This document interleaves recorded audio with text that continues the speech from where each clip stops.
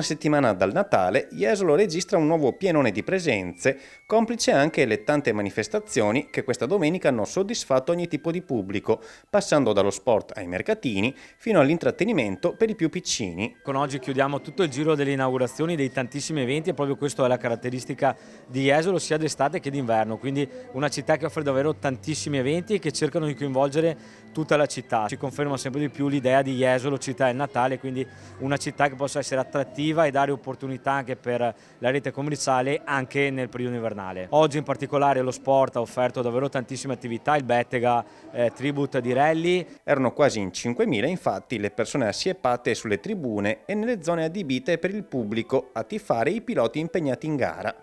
A conquistare il gradino più alto del podio è stato Andrea Nucita a bordo della sua Hyundai i20 Rally 2. Pomeriggio di sano sport e solidarietà anche in piazza Mazzini, grazie allo Sport Event Christmas Village, un grande evento di sport e amicizia che ha coinvolto centinaia di appassionati. Quando l'ormai tradizionale Run Christmas si sono aggiunti quest'anno 2 nuovi percorsi, uno dedicato alle bike e l'altro al gravel. 3 eventi sportivi di piazza Mazzini hanno offerto più di 3.000 euro di solidarietà alla LILT, quindi tema della lotta ai tumori, e al centro Bofferioli, la Magnolia, sul tema anti-stalking, violenza sulle donne. Quindi davvero anche un messaggio, oltre che promozionale per la città, un messaggio di solidarietà in piena sintonia col Natale. Infine, grande novità di quest'anno, Jesolo Incantatus in piazza Marconi, ovvero un magico castello in cui i più piccoli, ma anche tutti gli appassionati, potranno trascorrere il Natale nel magico mondo di Harry Potter. Come si suol dire, buona la prima,